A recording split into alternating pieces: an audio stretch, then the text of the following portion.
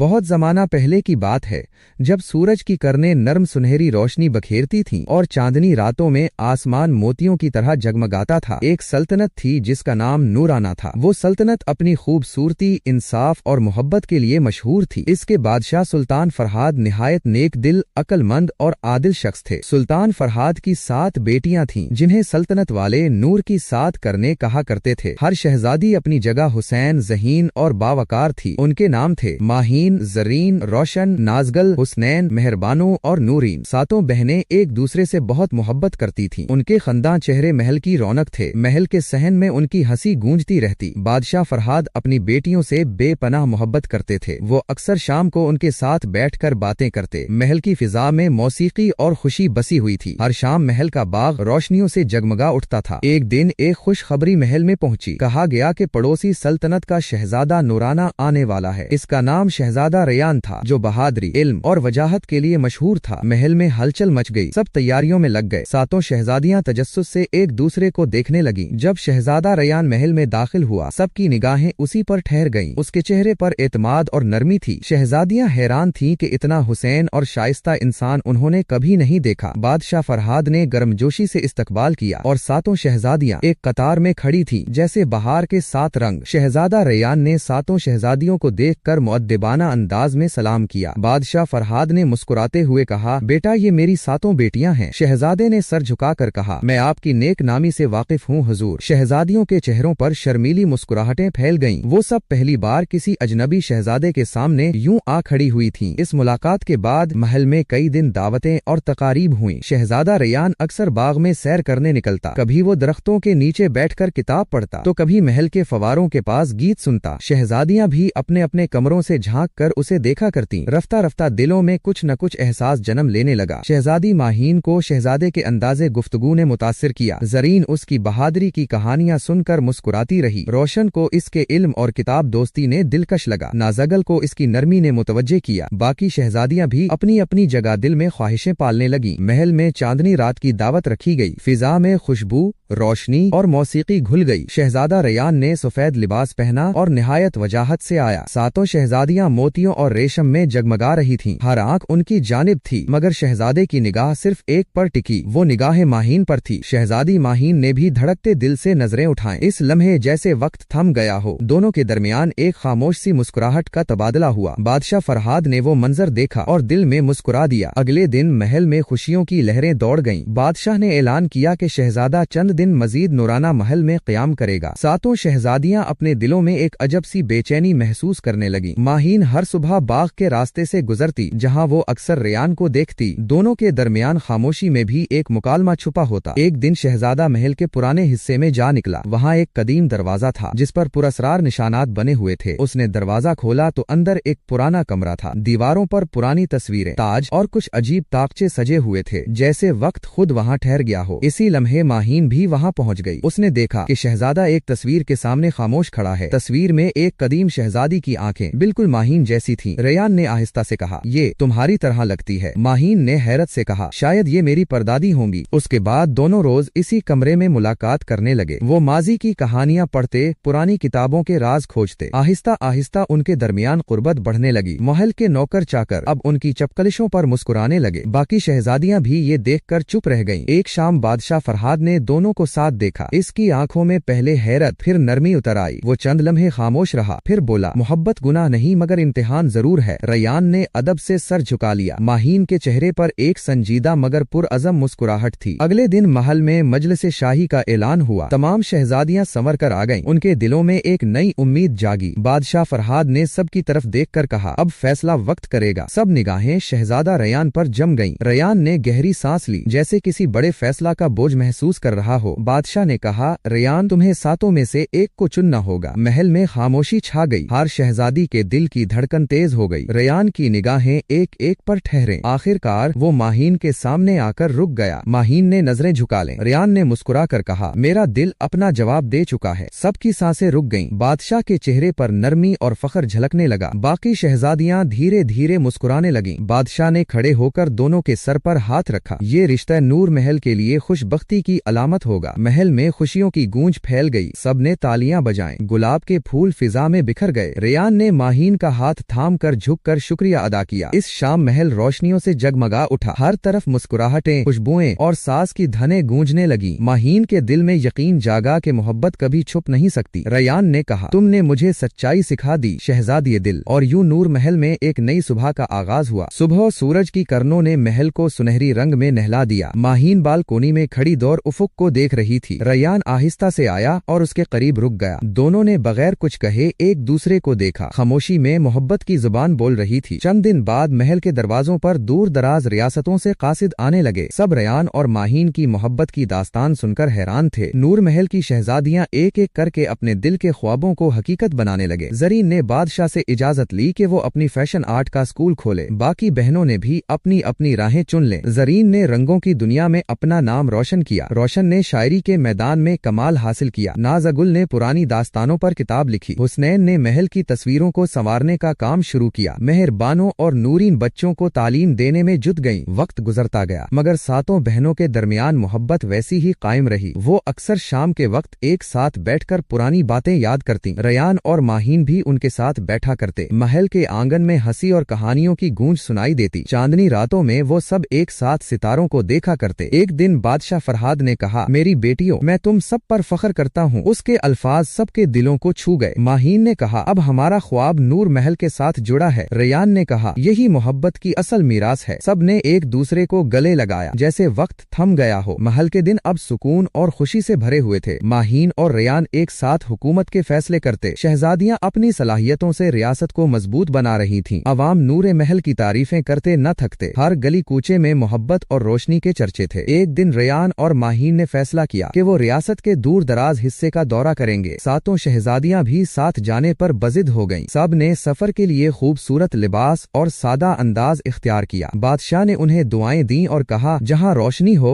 وہاں تمہارا دل رہے۔ قافلہ صبح کے وقت روانہ ہوا۔ راستے میں سب نے خوبصورت وادیوں، دریاؤں اور جنگلوں کو دیکھا۔ زرین نے قدرت کے رنگوں پر حیرت کا اظہار کیا۔ روشن نے درختوں کے سائے تلے نظمیں پڑھیں۔ نازگل نے پرانی کہانیوں کی یادیں تازہ کیں۔ ماہین اور ریان نے قافلے کی رہنمائی کرتے ہوئے سب کو خوش رکھا۔ شام کو وہ ایک چھوٹی بستی میں پہنچے۔ وہاں کے لوگ غریب مگر محبت سے بھرے ہوئے تھے۔ ماہین نے بچوں کو تحفے دیے۔ ریان نے ان کے مسائل سنے۔ شہزادیوں نے بستی کے لوگوں کے ساتھ بیٹھ کر کھانا کھایا۔ سب نے پہلی بار شاہی خاندان کو اتنا قریب پایا۔ بستی کے بزرگ نے کہا، محبت وہ روشنی ہے جو دلوں کو جوڑتی ہے۔ ماہین نے اس بات کو دل سے محسوس کیا۔ ریان نے کہا، یہی سبق ہمیں ساری ریاست کو سکھانا ہے۔ اگلی صبح وہ سب نئی امید کے ساتھ روانہ ہوئے۔ ان کے دلوں میں اب صرف ایک مقصد تھا، روشنی اور محبت پھیلانا۔ قافلہ آگے بڑھتا گیا اور ان کے سامنے سنہری ریت کا ایک طویل صحرا آ گیا۔ سورج کی تپش سخت تھی مگر سب کے دل مضبوط تھے۔ نازگل نے سب کو پانی پلایا۔ روشن نے اپنے جادو سے ٹھنڈی ہوا پیدا کی۔ ماہین نے سب کو حوصلہ دیا کہ منزل قریب ہے۔ ریان نے کہا، جب نیت صاف ہو تو راستے خود روشن ہو جاتے ہیں۔ رات آئی تو سب نے خیمے لگائے۔ چاندنی نے صحرا کو چاندی کے رنگ میں بدل دیا۔ روشن نے آسمان کی طرف دیکھ کر کہا، یہی روشنی ہمیں ہمیشہ راہ دکھاتی ہے۔ ریان اور ماہین ایک چٹان پر بیٹھے اپنی منزل کے بارے میں باتیں کرتے رہے۔ شہزادیاں خیموں میں کہانیاں سناتی رہیں۔ اگلی صبح انہوں نے ایک وادی دیکھی جس کے بیچ میں نیلا چشمہ بہ رہا تھا۔ سب نے وہاں رک کر آرام کیا۔ ماہین نے کہا، قدرت کا حسن ہمیں سکون دیتا ہے۔ ریان نے چشمے کا پانی اپنے ہاتھوں میں لیا اور آسمان کی طرف دیکھا۔ چھوٹی شہزادی نورین نے کہا، یہ جگہ خوابوں جیسی ہے۔ جب وہ آگے بڑھے تو ایک پر اسرار غار نظر آئی۔ غار کے دروازے پر قدیم نقوش بنے تھے۔ ریان نے کہا، یہ شاید قسمت کی نئی آزمائش ہے۔ ماہین نے بہادری سے آگے قدم رکھا۔ شہزادیاں بھی اس کے پیچھے چل پڑیں۔ غار کے اندر روشنی کا ایک دریا بہ رہا تھا۔ روشن نے کہا، یہ جادوئی روشنی ہمیں کچھ سکھانے آئی ہے۔ ماہین نے آنکھیں بند کی تو اسے اپنے دل میں سکون محسوس ہوا۔ ریان نے سب کا ہاتھ پکڑا۔ روشنی نے ان سب کو ایک نیا احساس دیا، اتحاد کا۔ جیسے ہی روشنی مدھم ہوئی وہ سب ایک نئے مقام پر کھڑے تھے، ایک طلسماتی محل کے سامنے۔ محل کے دروازے خود بخود کھل گئے۔ اندر سے نرم موسیقی کی آواز آئی۔ ریان نے سب کی طرف دیکھا اور کہا، یہ ہماری منزل ہے۔ ماہین کی آنکھوں میں آنسو تھے مگر چہرے پر سکون۔ باقی شہزادیاں خوشی سے ایک دوسرے کو گلے لگا رہی تھیں۔ محل کے اندر ایک بزرگ نے ان سب کا استقبال کیا۔ اس نے کہا، تم سب نے اپنی آزمائشیں مکمل کی، اب یہ تمہاری نئی شروعات ہے۔ ریان نے ماہین کا ہاتھ تھاما اور سب کے سامنے کہا، میری زندگی کی ملکہ صرف تم ہو۔ شہزادی ماہین نے سر جھکا کر ہاں کہہ دی اور باقی سب تالیاں بجانے لگے۔ یوں 7 شہزادیوں اور ایک شہزادے کی کہانی مکمل ہوئی۔ محبت،